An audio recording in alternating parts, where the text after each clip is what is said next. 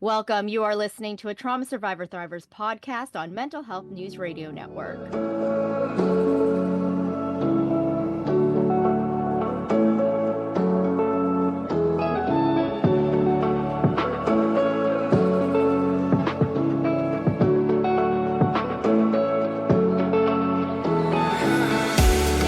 For joining us. I'm Lorilee Binstock, host of a Trauma Survivor Thrivers podcast on Mental Health News Radio Network and anywhere else you get your podcasts. Today's guest is Dr. David Stevens, clinical psychologist, neuropsychologist, and consultant with extensive experience in brain function and mental health. Dr. Stevens is a former director of mental health for the 3 state prison systems. He currently provides brain restoration services to individuals. Dr. Stevens, thank you so much for joining me today. You're welcome. So glad to be here. You know, the brain is a very interesting organ, I guess. I feel like for as long as I've been alive, I'm 40, but I feel like we went from like not knowing anything about the brain to knowing a lot more than we have in just probably even the last 10 years that, I know they used to call it the black box, and I thought that was very interesting. But can you talk just basic, the brain's role in health and human function and in mental health, really? Yes. So the brain has what I call 3 primary functions. First and most important is ensuring our immediate survival. So everything the brain does is geared toward making sure we make it through the next 15 to 20 minutes. Then its second priority is longer term survival. So the brain is, some people have called it a self-organizing system, which is very accurate, that it scans itself, it scans our bodies, determines what the need is in the moment and longer term, and makes adjustments accordingly. So the second priority, like I said, is longer term survival. And then its third priority is function. And the brain literally controls everything about us, everything in itself, everything in our bodies. And so the brain is in the moment making determinations about which functions need to be prioritized, which functions need more fuel, which we'll talk more about, and how to balance our immediate need. So it's really doing amazingly incredible things every second we're alive, including while we're sleeping. It's really interesting because when I think of, when I think of The Body Keeps a Score by Bessel Right. van der Kolk, and how the body keeps the score, but I feel like the brain, I don't know if it's the brain tricking us or the brain just telling us what we need immediately, but can you explain a little bit about that? Because and when I think of like somatic experiencing and how the brain also kind of tries to help us, like you said, and then for the next 20 minutes, like it's saying we need to survive and we need to be okay, Right. right? Right. So the brain does regulate all the micro functions. And what I call a micro function is really anything in the brain or again in the body that's at the cellular or tissue or organ or system level. So the brain scans everything about us continuously. And it uses that data to make decisions about, do I need to overregulate the autoimmune system? Do I need to focus on the cardiovascular system? Even down to things like, do I need to make sure the skin has enough moisture and isn't peeling or cracking? So the brain is making those kind of decisions continuously. And like Bessel van der Kolk, the body does keep the score, but the brain regulates all of that. So I'm thinking, let's say I'm getting nervous and I'm getting, obviously, or I'm trying to think of a good example of how like the brain kind of, I guess if I'm becoming anxious, what is the brain doing when I'm becoming anxious and I need and I need to cope? How is the brain working at that moment? Yes, and I'll preface that with, and this is something I say to trauma survivors, people that have experienced traumatic brain injury, a whole host of stressful, difficult situations, but you can trust yourself. And that's such an important thing. And included in that is you can trust what your brain's telling you. And so the brain, from the second it starts to lose fuel or glucose, which is what it needs to function, and needs our body and brains need glucose for us to stay alive. But from the first second there's a loss of glucose, that triggers small amounts, but still begins the process of anxiety, because that's the keeping us alive longer term function of the brain. The brain knows if our body loses glucose, if it loses glucose, ultimately that could kill us. So it begins to kind of sound the alarm, like something isn't quite right here. And that is what produces anxiety. Very interesting. Um, well, I do want to go into your background. You've kind of consulted within the prison system, um, and so I kind of want to talk about that. You've worked with people who've been jailed. Is it um, what was your primary role and goal within that job? Yes. So, primary role, I was the director of mental health for three state departments of correction. And then I've overseen mental health services in jails throughout the US. And now I do consulting, much more neuroscience focused. So, one of the things I do now is help um, design jails and prisons. So, the actual environment, the way it's constructed, the way it's designed, reduces stress, reduces um, anxiety and aggression for both people who are incarcerated as well as people who work there. And the environment, what's called the built environment, makes a tremendous difference in how people who are housed there or work there function. So that's really been my primary role. My goal, even before I started focusing on brain function almost exclusively, but was to help support people who had been traumatized. The literature says, and these are conservative numbers, but half or more of people who are incarcerated have experienced at least one, if not more, traumatic brain injuries. And probably, and again, the literature is a little conservative, but 60 to 70% of people who are incarcerated have experienced physical or sexual or emotional abuse. And so people who are incarcerated are trauma victims. And that has significantly affected their life and resulted in emotional dysregulation and also behavioral dysregulation. So, in my view, when the brain isn't functioning the way it should, that's when crime, that's when emotional problems, that's when mental illnesses, that's when substance abuse all arise. Yeah, that sounds very conservative. I would think it was 100%, but obviously that's not where I work. Um, Right.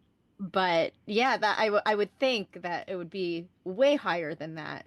So And it then, is, but that's what you see, that really where they get that data is people's response to questionnaires.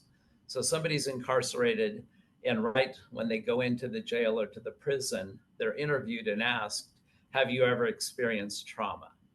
And now the correctional system is doing a better job of not just asking that question, which it's easy to say no to, but have you ever been pushed? Have you ever been choked? Have you ever been kicked? Have you ever been touched inappropriately? But even with those questions, it's kind of a hostile environment. And to ask somebody who's going into a prison or a jail to tell somebody they don't know important, intimate details of their life is a pretty big ask. And you're going to get a lot of what's called underreporting. Yeah, I mean, when I think back, I'm a childhood sexual abuse survivor, and when I think about 10 years ago, I was the psych ward of a hospital, and I don't even think they asked me if I had been abused, but they asked me about my behaviors, and they misdiagnosed me with bipolar disorder. Of course, Um, that's very common. yes, little did I know that I was actually I suffered from trauma, and I didn't realize that until 10 years later, and I had been on lithium and all these other medications, Mhm. and so I can easily see how someone who is in a very difficult spot, being incarcerated, could easily just say no, everything's fine, or everything, something, I can see that being an issue with underreporting. Yeah. Um, And so even what, though, if I can oh, go ahead. interject for a second, but even though you're young, um, it hasn't been all that long that correctional systems and even mental hospitals have asked more specifically about trauma. So it doesn't surprise me that that didn't happen for you. Again, a relatively recent onset, probably in the last 10 to 15 years. But also, as you well know, what an incredible burden to have to deal with the effects of trauma. And then on top of that, be told you're mentally ill. Yeah. That is so, so difficult, such an incredible burden to bear. Yeah, yeah, it was very surprising when I went into treatment, 10 years later, where they're like, no, you've experienced trauma. And Right. I'm like, sexual abuse is trauma? Like, I had no idea. I just didn't even know. And how So, would you? If right. nobody told you, there's no way to know. And people talk about suffering in silence, and that's what happens so often.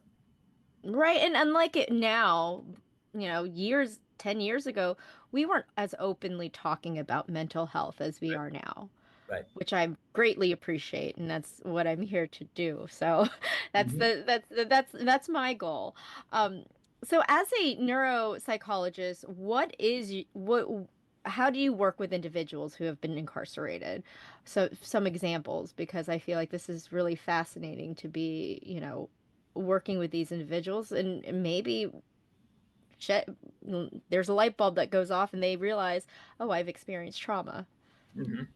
So, a bit of a complicated answer, but for like prison systems, I'm working with a prison system that has eliminated solitary confinement.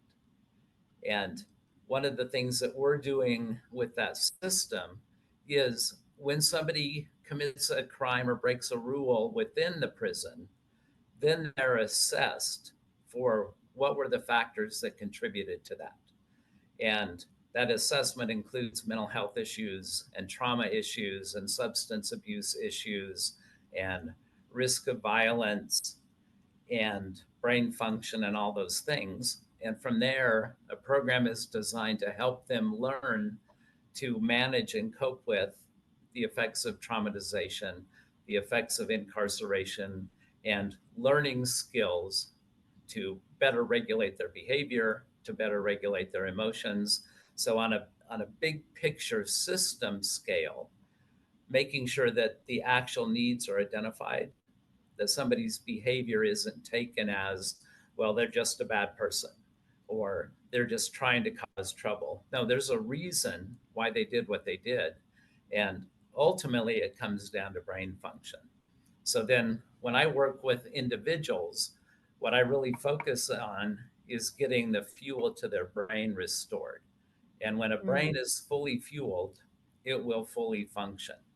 And that includes mentally, emotionally, cognitively, behaviorally, and even physically. So that was my question, brain restoration, because that is what you do. So what is it exactly that you do? Is it like cognitive? Is it dialectal? Is it diet? How do we restore the brain? Yeah, so first and foremost, um, glucose is the fuel for our bodies and our brains. If there's not enough glucose in your brain, you'll die. If there's Is not that like enough, sugar? Is that Yeah, but a specific kind of sugar. okay? It's what's called a monosaccharide, which means a simple sugar, which means it's chemically light enough to go across the blood brain barrier. And Mm. so other sugars like sucrose, which is in our foods and desserts and candy and all that stuff, that's chemically too heavy to cross the blood brain barrier. So it can't get to the brain to provide any fuel. So, and it, people don't know this, but the Mhm. brain glucose system and the body glucose system are two separate things. So I have people take glucose, which provides fuel to their brain, which when their brains get enough for long enough, it eliminates symptoms. So eliminates anxiety or depression or memory trouble or word finding problems or concentration problems or physical health problems, all of that. The brain ultimately is responsible for all of those things. Wow. Wow. So we're not just going and saying, okay, we're going to restore the brain, we're going to eat a bunch of candy. This is No, like a that doesn't work. specific this is a specific I know because I was like, okay, glucose, sugar. Right. So I can be eating sugar, but that's not that isn't what we're That talking won't about. help. Yeah, that won't help. But So you, what is is it like the glucose that I had to take when I was pregnant kind of yes, thing? yes, Uh, yeah. So glucose chemically is very simple. It's made up of 6 atoms of carbon, 12 atoms of hydrogen or water, and 6 atoms of oxygen.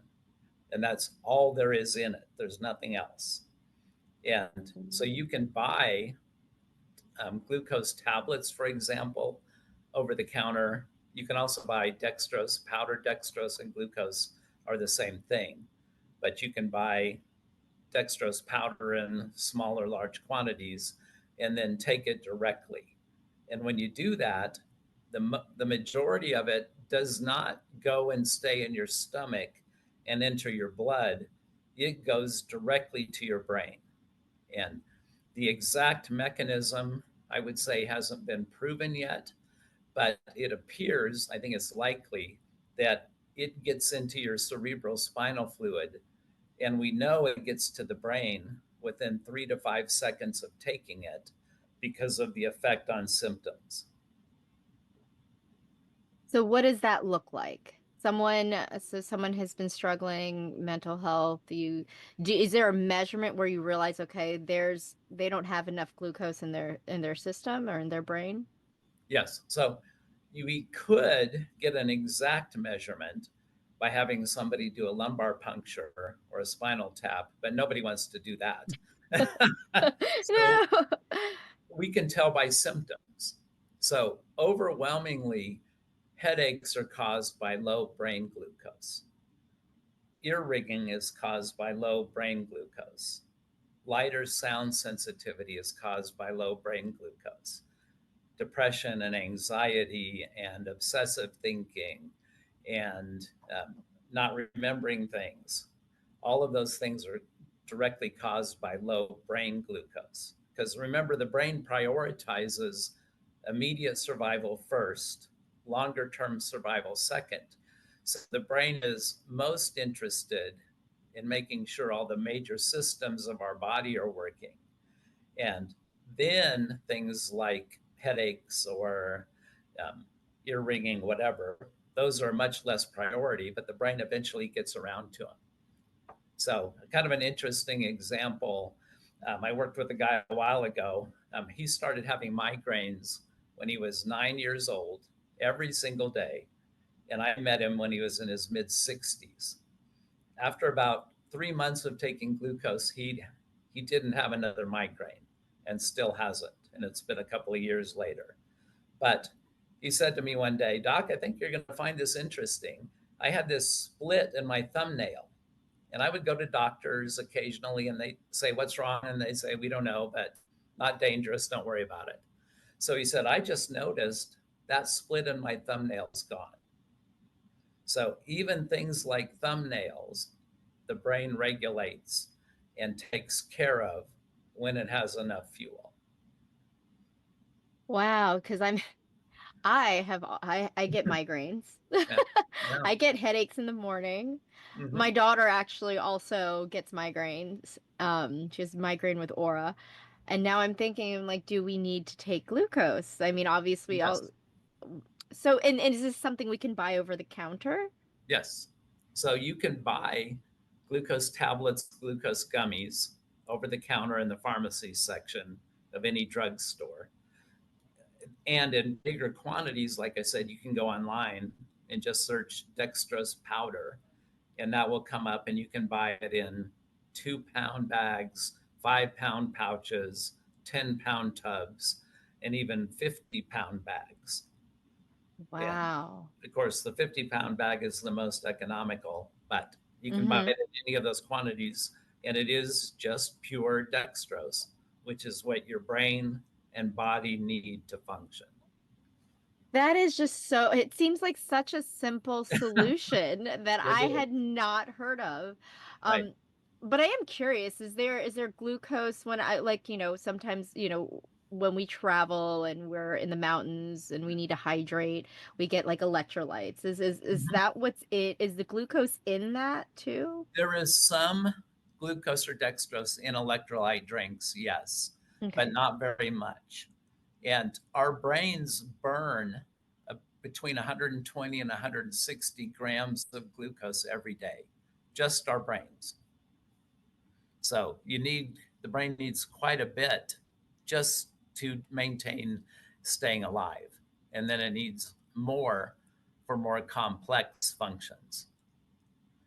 Interesting. Is there any way that we could like overdo it or it's just burning it constantly that if we follow the instructions on the label or whatever, we'll be fine. Yeah, if you follow the instructions on the label, you won't get enough. You said at the beginning, people have looked at the brain as a black box. And even though nobody uses that term anymore, still the understanding of the macro brain functions is kind of like a black box. And people don't understand, even though if you ask somebody, does the brain control the body? Chances are they'll say yes, but they don't really understand the extent to which that's true. And so your brain needs more, like I said, than what the label says. Uh, I have That's so people, fascinating. when I first start working with them, I have them start off by taking 3 tablespoons at a time, 3 times a day. Or if they're taking tablets or gummies, 24 grams at a time, 3 times a day. And you cannot take enough to be harmful. Wow. I I'm kind of like everything's like mind blowing. I Right, suffer from migraines monthly. And so right. I'm thinking like is this simple versus like me going to the doctor and asking for a medication that doesn't get covered by insurance that costs thousands of dollars. Right. It is that simple, yes. Wow. Every And single person I've ever worked with headaches or migraines, they go away as they take glucose. wow. And then it also works for anxiety and depression. Right. Yes. It's simple as that. If we're dealing with anxiety and we're dealing with depression, we can it's just as simple enough. Just take some glucose, and Yes. then we'll see how that works out. Um, and so you provide. So that's part of a supplement. Is there anything else that you do to work with cognitively, to help with people who are incarcerated, people who have struggled with mental health? Yes. And that's a great question and an important question. So, one of the early things that happens when glucose is limited, and glucose gets limited to the brain with sympathetic nervous system or fight or flight system activations. But as glucose gets limited to the brain, one of the things the brain does is interpret that as something defective or broken in me as a person. So there's something wrong with me. And when I treat children and teenagers, simply taking glucose eliminates that perception of there's something wrong with me, or I'm Mm, broken, or I'm worthless. I really, really sad situation. I worked with a girl who was 3 years old who had been sexually abused. mm, And at 3 years old, she was already saying, I hate myself. yeah. And a couple of months of taking glucose, and that was all gone. But Wow. for, for late adolescents, early adults, developmentally, that's the time frame when we're deciding about our identity. And when the brain is low on glucose, it is telling the person there's something wrong with you. And as glucose lowers through traumatic experiences and concussions and head injuries, that gets more insistent. The brain says more and more, there's something wrong with you. And so then the person just decides, okay, yeah, there's something wrong with me. And so treating older adolescents through geriatrics, uh, part of the process needs to be helping the person understand that they're not defective. There's nothing deficient in them. They are, the words I use, they are infinitely worthy, Mm. 100% acceptable. There's never been a person more worthy than any person, and never a person less worthy. And so getting the brain to automate that truth, that I am whole and complete, just as me, no matter what my behavior has been, that takes some practice and conversations and training. That's it's so funny because that is exactly one of the things that I've had to work on, and it was probably the hardest thing to work on. As a childhood sexual abuse survivor, I've always felt unworthy. I've always felt like I'm not enough. And since I've started, healing and working and just moving along my journey, it's always that feeling of needing to feel worthy, needing to Right. feel enough. And I feel, and I was talking to my therapist last week, and I was saying, if I could just love, like, just radical self-love, if I Yeah. could just let myself know that I'm worthy and that I am enough and that I do enough, that I feel when I kind of tied that to all the things that I find difficult in my life, I feel like that small thing can help solve all of that, Right. right? It can help it would help me not feel sad about certain things, expect things from other people that, it's not their job. If I could do it myself, I feel like that can completely change the outlook. And while I'm working on this daily, um, and maybe I just need the glucose. Well, you absolutely do need the glucose, because if your brain is not fully fueled, it will tell you subconsciously, but and then sometimes consciously, but that there's something wrong with you. And then Mhm. we go searching for, well, what is it that's wrong with me? And we look to our behavior, and we look to feedback from other people. And unfortunately, those two sources can confirm there's something bad about me, or there's something wrong with me. And so we decide, well, it must be XYZ, when in fact, ultimately, it's the brain not being fueled enough and continuing to tell me there's something wrong. Yeah.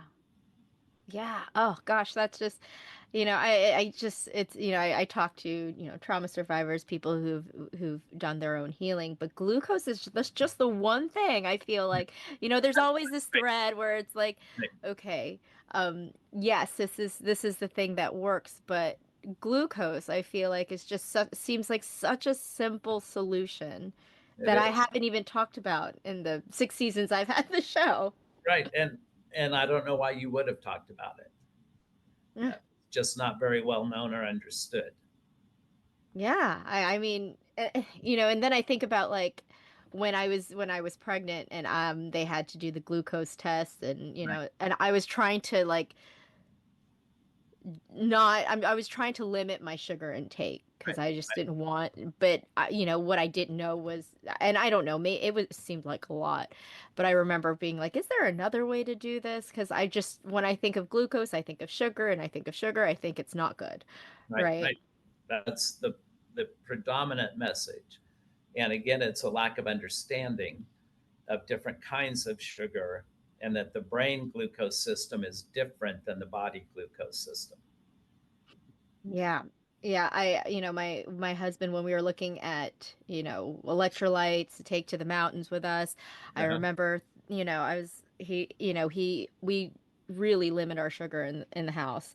And Hmm. so I just remember being like, okay, well, I'll take the one that has the stevia or whatever, Right, which I don't even know is even great for you there. But he did say that he read somewhere like, oh, well, the liquid IV is better because I think he says the sugar is actually good to hydrate, right, and I right. just remember being like, is that true? And I believe you're just telling me all of this now. I totally didn't believe my husband though. Apologize to your husband for I me. will. I will. I'll be like, okay, yes, okay, we won't get the sugar-free Yeah. liquid IVs. You may not want to go all the way to saying, honey, you were right, but you can at least apologize. Right. Right, exactly. I have no shame in apologizing. That's one of the things that I've learned in my whole healing process. Um, but I feel like, we covered a lot of interesting things that I'm so glad we did because I just didn't know, and I really want to just, you know, once I get off the phone with you, run to the store and get some glucose because I feel like I do struggle with headaches and Yeah, migraines, and I'm yeah, just always looking for a solution, and I feel like that is just such an easy solution. But yes. I do want to ask before I run to the store and get some. You can is pause for a moment if you like. Yeah. Well, I do want to ask, is there anything else that you'd like to add? Because I feel like you are just such a wealth of information, and I just want to know if there is anything that you feel that our listeners and viewers should know. Well, again, I think related to what I said earlier, trusting yourself is really a challenge for everybody. And particularly if you've survived trauma, physical, emotional, sexual abuse, concussions, traumatic brain injuries, uh, it becomes much more difficult. Again, like we've been talking about, because every sympathetic fight or flight activation results in permanent reduction of glucose to the brain. And the only way to solve that is to refuel your brain by taking glucose. But you can trust that as your brain is getting refueled, symptoms will go away. And that trust in yourself as being infinitely worthy, even regardless of your behavior. Yeah, I can sit in a cell with somebody on death row and say to them honestly and accurately, you are every bit as worthy as anyone else on the planet. You did things that were very harmful and destructive, and that's a horrible thing, and there's consequences to that. But that doesn't diminish you in any way. And the same applies to every single person. And Oh, I love that. as your brain is refueled and as you understand that nothing you've done has diminished you, the things that you've identified as, oh, well, this is probably one of the problems with me. There isn't a problem with you. There are functional problems due, again, to the brain not being fueled and being able to regulate everything. So we can clear up the functional problems, and people's understanding of themselves as whole and complete and acceptable can be restored. Mm, that's beautiful. Yes. I mean, to have someone be able to say that, I think is such a gift, Hmm. especially someone who is on death row or someone who is incarcerated. Right. So Or anybody else. yeah, anybody else. This guy on the corner, the school principal, the accountant, the grocery clerk, everybody. It applies equally to everybody. I love that, and thank you for saying that, and Yeah. I will emphasize that, and, to my children and our daily lives. So, Yes. I'm so grateful that you came on and joined me, and I appreciate everything that you're doing just in the world. So thank you. Thank you. And then a shameless plug. I have a new book out, which I don't know Oh, if it's in print, yes. but called Restored Hope, available on Amazon. So if people are interested in that. Kind of Amazing. explains all the brain function things and the worthiness piece and things that are dehumanizing and then rehumanizing. So all of that. Oh my gosh, yes, I'll put that in the show notes for people to purchase. And yeah, I'll plug it in the magazine so everybody knows that you have a book out, because I definitely want to check it out as well. Great. So, thank you. Well, that was Dr. David Stevens, clinical psychologist, neuropsychologist, and brain function consultant. For more information, visit restoredhumanity.com. You can also find that link in the show notes. I'll also put a link to the book in the show notes. March's issue of Authentic Insider is out. Check out Authentic Insider at traumasurvivorthriver.com. That's traumasurvivorthriver.com. You can also find past issues of Authentic Insider and past episodes of a Trauma Survivor Thrivers podcast. If you haven't already, please subscribe to my email list, and you can get Authentic Insider magazine in your inbox monthly. You've been listening to a Trauma Survivor Thrivers podcast on Mental Health News Radio Network. I'm Lorilee Binstock. Thank you so much for being a part of the conversation. See you next week. Take care.